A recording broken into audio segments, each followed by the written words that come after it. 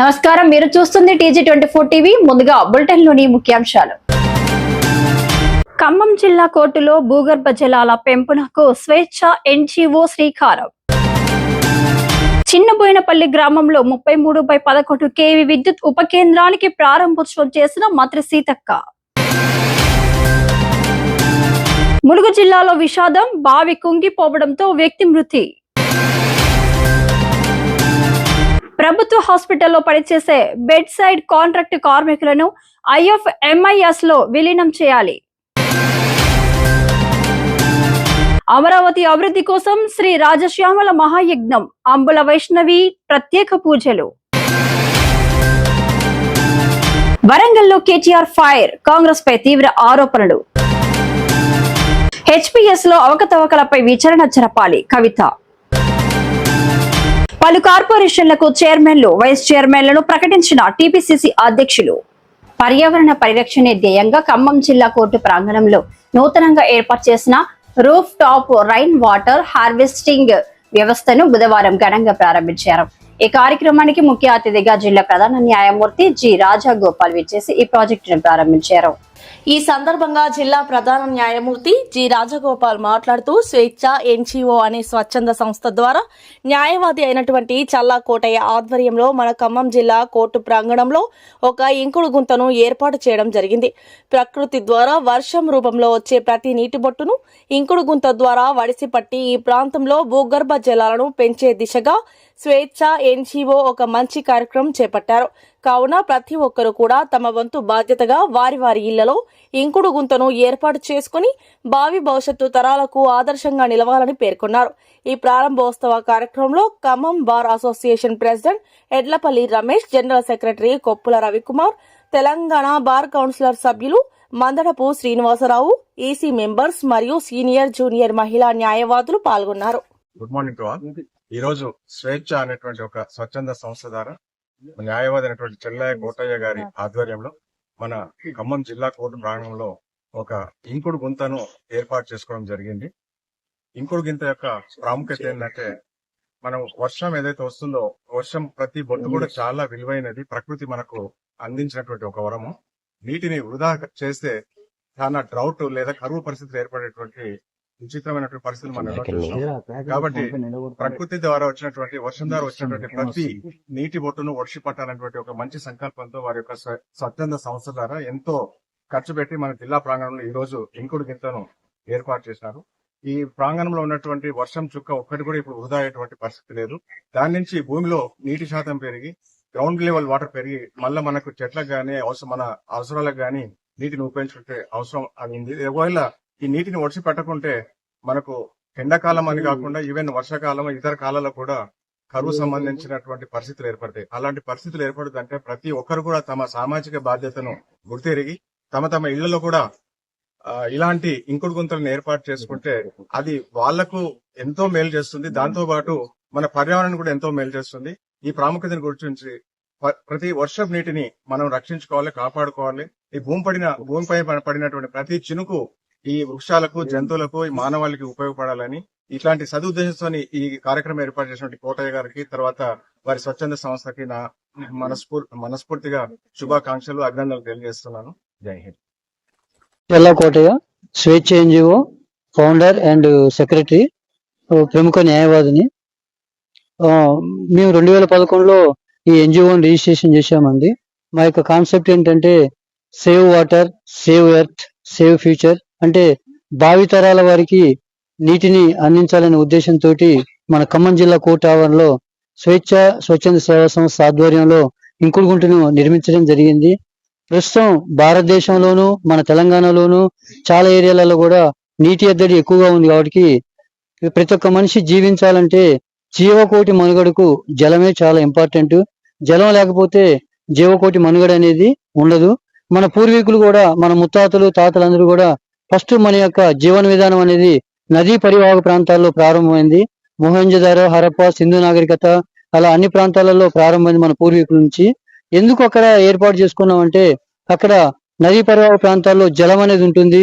మన జీవకోటి, సమస్త జీవకోటి మనుగడకు జలమే ఇంపార్టెంట్. కాబట్టి ఆ నదీ పరివాహక ప్రాంతాలు మనం జీవన విధానం అనేది ఏర్పాటు చేసుకున్నాము. తర్వాత కాలక్రమేణా కూడా ఈ యొక్క గ్రామాలు, పట్టణాలు తర్వాత ఈ విధంగా ఏర్పాటు అవుతూ వచ్చింది. దీన్ని మనం ప్రతినిత్యం చూస్తూనే ఉన్నాము. అన్ని కూడా మనకు తెలిసిన విషయాలే.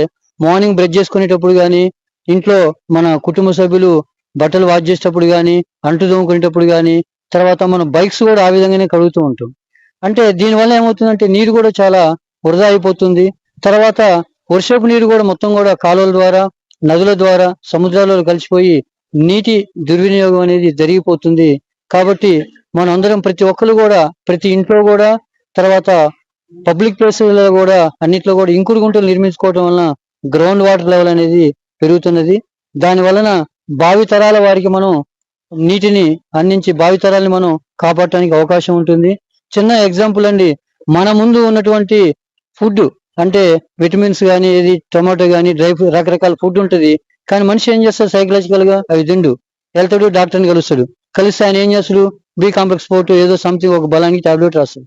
మన కళ్ళ ముందు ఉన్నటువంటి వాటిని మనం వినియోగించుకోకుండా సైకలాజికల్ గా ఒక డాక్టర్ని ఏ విధంగా కలుస్తాం, ఫ్యూచర్ లో కూడా వచ్చేటువంటి మన పిల్లలు అంటే మన తరం తర్వాత వచ్చేటువంటి పిల్లలందరూ కూడా ఇప్పుడు మనం బలానికి క్యాప్సూల్స్ వాడుతున్నట్టు ఫ్యూచర్ లో మన వాటర్ క్యాప్సూల్స్ వాడతారేమో అనే ఒక ఫీలింగ్, భయం అనేది కలుగుతుంది. మన ఐక్యరాజ్య సమితి ప్రకారం 2035 కల్లా నీటి ఎద్దడిలో భారతదేశం కూడా చేరబోతున్నది. కాబట్టి ప్రతి ఒక్కరూ కూడా ప్రతి ఒక్క నీటి బొట్టుని, వర్షపు నీటిని ఆదా చేస్తే భావితరాల వారికి మనం నీటిని అందించి భావితరాలని కాపాడుకుంటాం. ములుగు జిల్లా చిన్నబోయినపల్లి గ్రామంలో మంత్రి సీతక్క చొరవతో 33/11 kV విద్యుత్ ఉప కేంద్రం మంజూరు కావడంతో గ్రామంలో ఆనందం వెల్లివిరిసింది. ఈ సందర్భంగా ఏర్పాటు చేసిన స్వాగతం సుస్వాగతం ఫ్లెక్సీ స్థానికంగా ఆకర్షణగా నిలిచింది. గ్రామ ప్రజల దీర్ఘకాలిక విద్యుత్ సమస్యలకు పరిష్కారం లభించనుండడంతో రైతులు, ప్రజలు హర్షం వ్యక్తం చేస్తున్నారు. ఉప కేంద్రం ఏర్పాటు వల్ల విద్యుత్ సరఫరా మెరుగుపడి వ్యవసాయం, గృహ వినియోగానికి సౌకర్యం కలుగుతుందని అధికారులు తెలిపారు. ప్రజాభివృద్ధి కోసం మంత్రి సీతక్క తీసుకుంటున్న చర్యలు ప్రశంసనీయమని స్థానికులు అభిప్రాయపడ్డారు. కార్యక్రమంలో ప్రజాప్రతినిధులు, అధికారులు, గ్రామస్తులు పాల్గొన్నారు.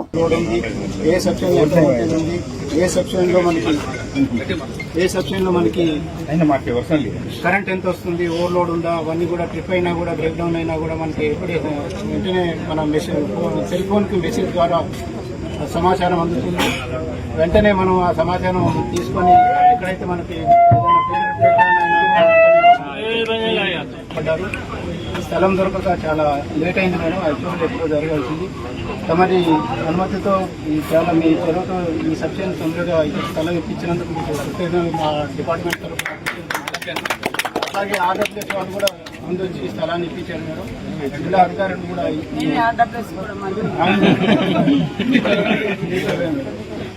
లేకుండా ఇంకా డిలే అయింది మేడం. చాలా సంవత్సరాల నుంచి ఇబ్బంది పడుతున్నాం. మీ హయాంలో ఇంకా 12 సబ్సిడీలు కూడా శాంక్షన్ చేయడం జరిగింది. ఈ రోజు మనం గట్టమ్మ దగ్గర సబ్సిడీ ప్రారంభోత్సవం చేసుకుంటున్నాం. ఇంకా ఇంతకుముందు మనం కొడిచెల్కుంటా కూడా ఒక ప్రారంభోత్సవం చేస్తున్నాం.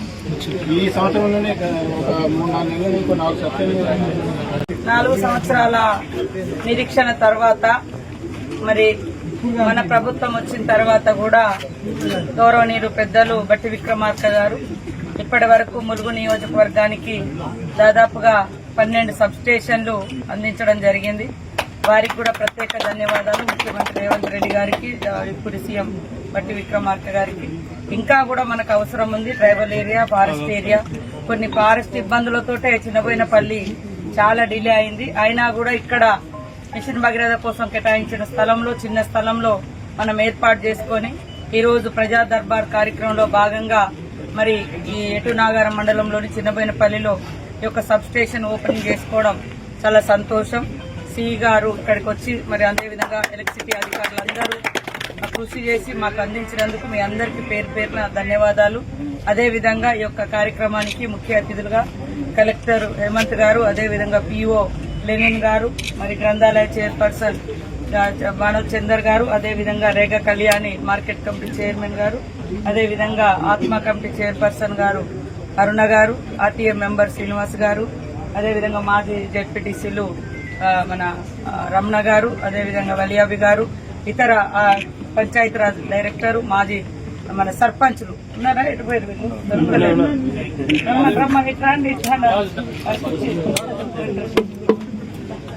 ఎన్టీ నాగార్జున గారు, అదేవిధంగా రాజు, రాజు షాపెల్లి, మరి వారందరికి కూడా పేరు పేరున ధన్యవాదాలు, నమస్కారాలు తెలియజేస్తూ, ములుగు జిల్లా అంటేనే వెనుకబడ్డ ప్రాంతంగా గుర్తింపు ఉంది.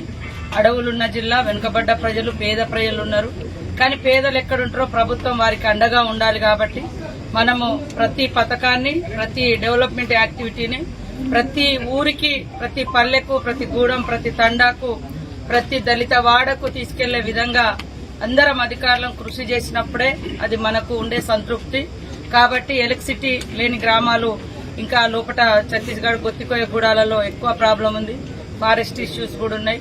వాళ్ళ కోసం కూడా మనం ఒక 16 కోట్ల రూపాయలు ఇప్పుడు మన సోలార్ విద్యుత్ ద్వారా శాంక్షన్ చేయించడం జరిగింది లోపటి ఫారెస్ట్ విలేజెస్ కూడా. సో అందరూ కూడా వెలుగులో బతకాలని ఎక్కడ బతికినా, అదే విధంగా మంచినీటి వ్యవస్థ గానీ, రోడ్లు గానీ, ఇల్లులు గానీ ఇవన్నీ కూడా అందించడం జరుగుతుంది. కాబట్టి కరెంటు శాఖ, ఎలక్ట్రిసిటీ వాళ్ళు కూడా కొంత డీప్ గా గ్రౌండ్ లెవెల్ వెళ్లి మరి ఎక్కడెక్కడ ప్రాబ్లమ్స్ ఉన్నాయో వాటన్నిటిని కూడా సార్ట్అవుట్ చేయండి. ఇప్పుడున్నటువంటి ప్రభుత్వం కూడా 100% అన్ని గ్రామాలకు ఎలక్ట్రిసిటీ అందించాలి, సంపూర్ణంగా అందించాలనే లక్ష్యంతో పనిచేస్తున్నాం.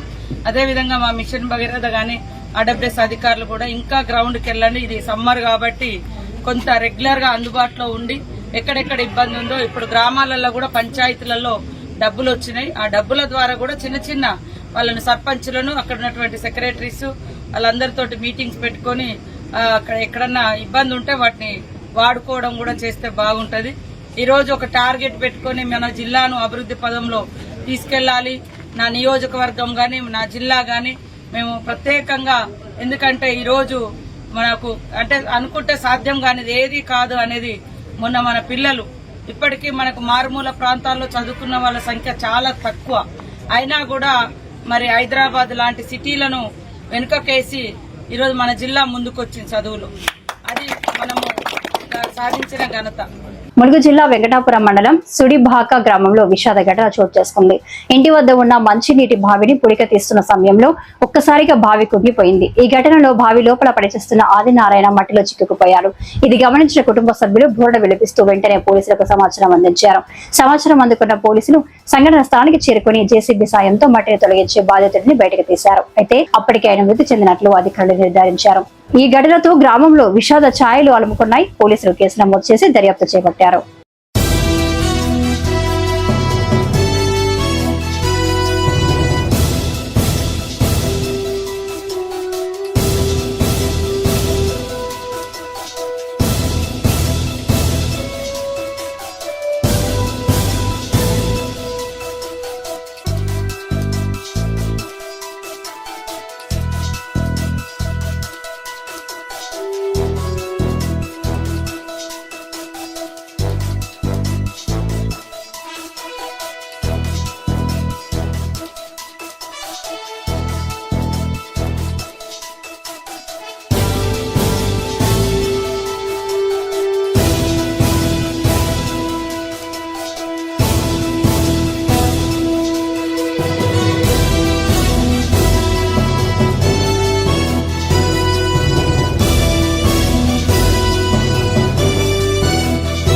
తెలంగాణ రాష్ట్రంలోని 33 జిల్లాల్లో ప్రభుత్వ ఆసుపత్రుల్లో పనిచేస్తున్న కార్మికులకు తీవ్ర అన్యాయం జరుగుతుందని ఆరోపణలు వెల్లువెత్తుతున్నాయి. ఈ విషయంపై రాష్ట్ర అధ్యక్షులు కుర్రి సైదయ్య తీవ్ర ఆవేదన వ్యక్తం చేశారు.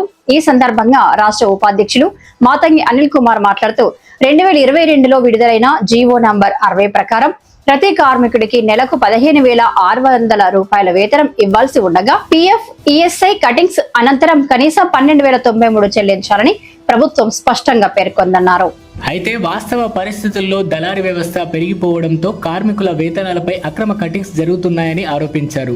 ఒక్కో కార్మికుడి నుండి 1,000 రూపాయల నుండి 2,000 రూపాయల వరకు కట్ చేసి కేవలం 9,000 రూపాయల నుండి 11,000 రూపాయల వరకు మాత్రమే వేతనాలు చెల్లిస్తున్నారని తెలిపారు. ఈ సమస్యపై ఎస్పీఎస్ అసోసియేషన్ తరపున పలుమార్లు వైద్య ఆరోగ్య శాఖ మంత్రి Damodar Rajanarasimha, principal secretary, commissioner, డిఎంఈలకు వినతి పత్రాలు సమర్పించినప్పటికీ ఇప్పటి వరకు పరిష్కారం కాలేదని ఆవేదన వ్యక్తం చేశారు. అదేవిధంగా కాంట్రాక్టు మారిన ప్రతిసారి కార్మికులపై వివక్ష చూపుతూ ఉద్యోగాల నుంచి తొలగిస్తున్నారని అన్నారు. ఉద్యోగ భద్రత కల్పించాలంటే రాష్ట్ర వ్యాప్తంగా ఉన్న 17,800 మంది కార్మికులను IFMIS వ్యవస్థలో విలీనం చేసి కనీస వేతనం నెలకు 26,000 రూపాయల వరకు చెల్లించాలని డిమాండ్ చేశారు. ప్రభుత్వం మరియు ఉన్నతాధికారులు వెంటనే స్పందించి సమస్యలను పరిష్కరించాలని కోరారు. లేని పక్షంలో మే 25న హైదరాబాద్లో 33 జిల్లాలకు చెందిన శానిటేషన్, పేషెంట్ కేర్, సెక్యూరిటీ సూపర్వైజర్లతో కలిసి మహాధర్నా నిర్వహిస్తామని హెచ్చరించారు. అందరికీ ముందుగా నమస్కారం. నా పేరు మాతంగి అనిల్ కుమార్. నేను తెలంగాణ రాష్ట్ర ప్రభుత్వ హాస్పిటల్లో పనిచేస్తున్న శానిటేషన్, పేషెంట్ కేర్, సెక్యూరిటీ మరియు supervisor, medical and health association రాష్ట్ర అధ్యక్షులు కురి సైదయ్య, ప్రధాన కార్యదర్శి చిన్నబొస్కు నరేష్ గారి సారథ్యంలో పనిచేస్తున్నాము. మా ప్రధాన డిమాండ్ ఏంటంటే, గత మేము 15-20 సంవత్సరాల బట్టి ఈ ప్రభుత్వ హాస్పిటల్లో చాలని జీతాలు పనిచేస్తున్నాము. బెడ్ సైడ్ కార్మికులు మమ్మల్ని గుర్తించి బెడ్ సైడ్ వేతనాలు ఇస్తున్నారు. కానీ ఈ వేతనాల వల్ల మా యొక్క కుటుంబాలు చాలా దుర్మార్గమైన పరిస్థితిలో ఉంటున్నాయి. ఇటువంటి వ్యవస్థ నుంచి మమ్మల్ని రిమూవ్ చేసేసి IFMS ద్వారా మమ్మల్ని వేతనాల్లో తీయించాలని మేము కోరుకుంటున్నాము. కాంట్రాక్ట్ బేసిక్ చేసుకోవడం వల్ల 2022 జీవో నెంబర్ 60 ప్రకారము 15,600 వేతనం కట్టించారు. కానీ తెలంగాణ రాష్ట్రంలో చాలా హాస్పిటల్స్ నందు 12,093 రూపాయలు, అంటే PF ESI పోను 12,093 రూపాయలు కట్టించాలి. కానీ చాలా హాస్పిటల్లో 9,000, 10,000, 11,000 ఇలా ఆయా హాస్పిటల్లో కాంట్రాక్టర్లు వర్కర్స్ దగ్గర చాలా విధంగా చేస్తున్నారు. దయచేసి ఇలాంటి విధానాన్ని తొలగించేసి కార్మికులకి ప్రభుత్వం ఏ జీవో ప్రకారం అయితే రిలీజ్ చేస్తుందో వేతనాలు, ఆ జీవో ప్రకారం ప్రతి కార్మికుడికి కూడా IFMS ద్వారా మమ్మల్ని కట్టించాలని కోరుకుంటున్నాము. ఇట్టి విషయం గురించి గత 2 సంవత్సరాల నుండిగా రాష్ట్ర ప్రభుత్వ వైద్య అధికారులను, రాష్ట్ర మంత్రి దామోదర్ రాజనరసింహ గారిని మరియు TVP తెలంగాణ వైద్య విధాన పరిషత్ కమిషనర్ గారిని, DMA గారిని, ప్రిన్సిపల్ సెక్రటరీ మేడం గారు కూడా మేము SPS sanitation, patient care, security supervisor association నుంచి అనేక సార్లు వెళ్ళి వాళ్ళకి వినతి పత్రం ఇవ్వడం జరుగుతుంది. ఎటువంటి అంశంలో కూడా మేము చూస్తామని చెప్తున్నారు తప్ప ఎవరు కూడా సానుకూలంగా స్పందించడం లేదు. మా యొక్క అంశం మేము ముఖ్యంగా చెప్పుకునేది ఏంటంటే, కరోనా మహమ్మారి టైంలో కూడా మేము ఈ ప్రభుత్వ హాస్పిటల్ ఎన్నో సేవలు చేశాము. ఆ టైంలో ఉన్నత అధికారులు, ప్రజాప్రతినిధులు మా యొక్క సేవలను గుర్తించి మీ అంత సేవలు ఎవరు చేయరని చెప్పారు తప్ప ఎవరు కూడా మాకు ఉద్యోగ భద్రత రూపాన కానీ, ఆర్థికంగా ఉపాధి రూపాన కానీ ఎటువంటి సౌకర్యం కల్పించడం లేదు. ప్రధానంగా మేము కోరుకునేది మాకు ఉద్యోగ భద్రత కావాలండి. ఈ కాంట్రాక్ట్ వ్యవస్థ మారినప్పుడల్లా కొత్త కాంట్రాక్టర్లు వచ్చి మమ్మల్ని తొలగించే ప్రమాదం ఉంటుంది. ఇట్టి విషయాల గురించి ప్రభుత్వం మా యందు దయ ఉంచి మాకు సరైన న్యాయం చేయాలని కోరుకుంటున్నాము. ఈ విషయం గురించి మా రాష్ట్ర అధ్యక్షుడు సైదయ్య గారు, ప్రధాన కార్యదర్శి నరేష్ గారు తెలంగాణ రాష్ట్రంలో ఉన్న 33 జిల్లాల్లో కూడా కమిటీలు వేస్తూ అందరి యొక్క కార్మికుల సమస్యలు తెలుసుకుంటూ ఈ యొక్క ఉద్యమాన్ని చేస్తున్నాము. ప్రభుత్వం ఇట్టి విషయంలో నిర్లక్ష్యం వహించినట్టయితే ఈ నెల 25న అధికారిక మహాధర్నా కార్యక్రమం చేపడుతున్నాము. ఆ విషయం కొరకు అన్ని జిల్లాల్లో కమిటీలు వేసుకుంటూ అందరి కార్మికుల సమస్యలు తెలుసుకుంటూ ముందుకెళ్తున్నాము. మేము ఏ ట్రేడ్ యూనియన్ కూడా అతీతంగా వెళ్తున్నామంటే ఏ ట్రేడ్ మాకు సంబంధం లేదు. మేము ఓన్లీ కార్మికుల పక్షాన వెళ్తున్నాము.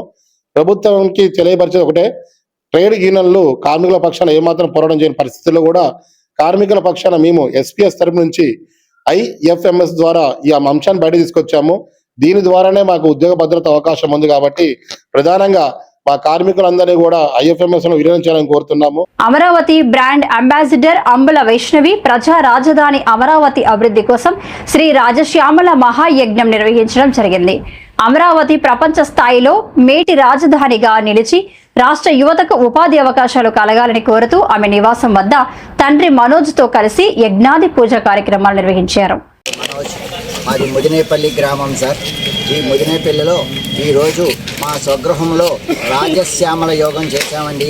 అమరావతి తొందరగా అభివృద్ధి చెందాలి, అమరావతి పౌరులందరూ సంతోషంగా ఉండాలి, అమరావతిలో వల్లే మన ఉద్యోగం చేయాలి, మన పిల్లలందరూ అమరావతిని డెవలప్ చేసుకుంటూ మన అమరావతిలోనే మన బిడ్డలుంటూ మన కళ్ళ ముందు అమరావతిని డెవలప్ చేయాలని ఆ రోజు మనం దీన్ని సాధించుకోగలిగాం. అమరావతిని కృషి చేసి సాధించుకోగలిగాం. దీనికోసం సహకరించినటువంటి సీఎం గారికి, రాష్ట్ర ప్రభుత్వ పెద్దలకి, కూటమి ప్రభుత్వానికి, మరి అందరికీ కూడా నా ప్రత్యేక ధన్యవాదాలండి. ఈరోజు వీరందరి సహకారం వల్ల నేను అమరావతి కోసం ఈ రాజశ్యామల యోగం నేను మా పాప చేయగలిగాం. దీని అందరికీ సహకరించిన పెద్దలందరికీ నా హృదయపూర్వక ధన్యవాదాలు.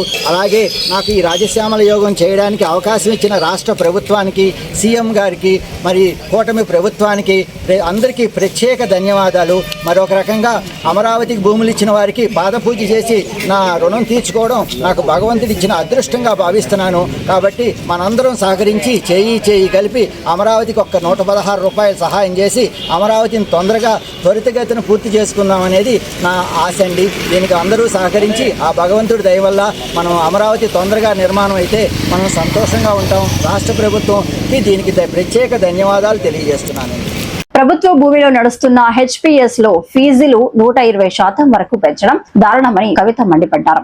గత 14 ఏళ్లుగా ఒకే వ్యక్తి పదవిలో కొనసాగుతూ అవినీతికి పాల్పడుతున్నారని ఆరోపించారు. అలాగే సత్యనాథేన్ల ఇచ్చిన విరాళాలపై స్పష్టమైన లెక్కలు లేవని విమర్శించారు.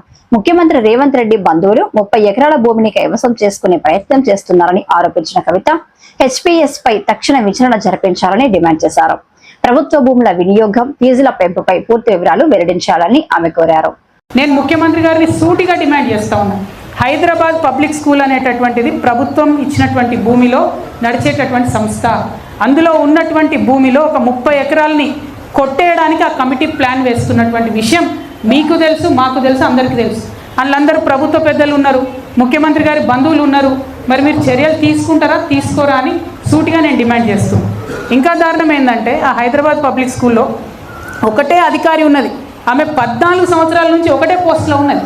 ఉండి ఈ కొత్తగా ఎవరు బోర్డు మెంబర్ వచ్చినా వాళ్ళకి నేర్పిస్తారు అన్నట్టు ఎట్లా అవినీతి చేయాలి, ఎట్లా సీట్లు అమ్ముకోవాలి, ఎట్లా బయట దేశాలు ఉన్నటువంటి సత్యనాథెల్ల లాంటి వాళ్ళు ఇక్కడ చదువుకొని పోయింది. Satya Nadella is alumni of Hyderabad public school. So ఇప్పుడు ఏంది, ఆయన వచ్చి ఇక్కడ డొనేషన్ ఇచ్చిపోయింది మొన్న. ఆ డొనేషన్ లెక్కలు ఏమైపోయినాయి అంటే తెలియదు, ఎవరు చెప్పరు. అనేక మంది హెచ్పిఎస్ అల్యూమిని డొనేషన్స్ ఇస్తే నో అకౌంటబిలిటీ, జీరో అకౌంటబిలిటీ. గొప్ప గొప్ప వాళ్ళందరూ, ముఖ్యమంత్రి గారు చుట్టాలందరూ ఆ కమిటీ నిండి ఉన్నారు. విద్యాశాఖ మంత్రి మన కర్మగాలి ముఖ్యమంత్రి గారే ఉన్నారు. కాబట్టి నేను వారిని డిమాండ్ చేస్తున్నా, you should please immediately review what is happening in HPS మీద రివ్యూ చేయాలి. హైదరాబాద్ పబ్లికేషన్ మీద ఖచ్చితంగా పబ్లిక్ స్కూల్ మీద ఒక స్టాండ్ తీసుకోవాలని నేను డిమాండ్ చేస్తున్నాను. అంటే ఎందుకు అంత స్ట్రెస్ చేసి నేను హెచ్పిఎస్ని చెప్తున్నా అంటే ఈసారి 120% ఫీజు హైక్ చేసి 120%. పోయిన సంవత్సరం 93,000 కట్టినటువంటి పేరెంట్స్ ఈసారి 2,08,000 రూపాయలు కట్టాలి. కానీ ప్రభుత్వం నిమ్మకు నీరెత్తినట్టుగా ఉన్నది. అది ప్రభుత్వ స్కూల్, ప్రభుత్వ భూమితో నడిచేటటువంటి స్కూల్, ప్రభుత్వానికి అకౌంటబుల్గా ఉంటుంది. అక్కడనే 120% పెరిగితే ముఖ్యమంత్రి గారు పట్టించుకోకపోతే ఇక ఏ నారాయణ స్కూలోడో, ఏ చైతన్య స్కూలోడో, ఇంకో స్కూలోడో పెంచిన ఫీజు మీద మీరు ఏం పట్టించుకుంటారు, మీరు వాళ్ళని ఎట్లా ప్రశ్న వేస్తారనే విషయాన్ని ముఖ్యమంత్రి గారు నేను అడుగుతున్నాను. రాష్ట్రంలో పలు కార్పొరేషన్లకు చైర్మన్లు, వైస్ చైర్మన్లను టీపీసీసీ అధ్యక్షులు ఎమ్మెల్సీ మహేష్ కుమార్ గౌడ్ ప్రకటించారు.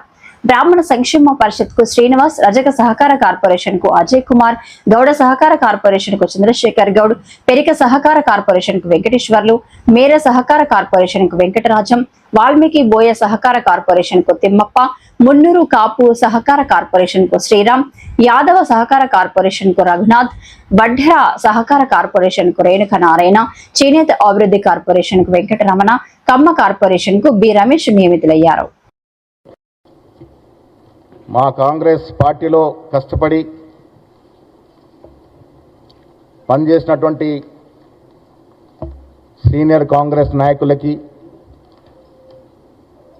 కొన్ని ఫెడరేషన్స్ చైర్మన్స్గా నియమిస్తూ రాష్ట్ర ప్రభుత్వం జీవోలు విడుదల చేయడం జరిగింది.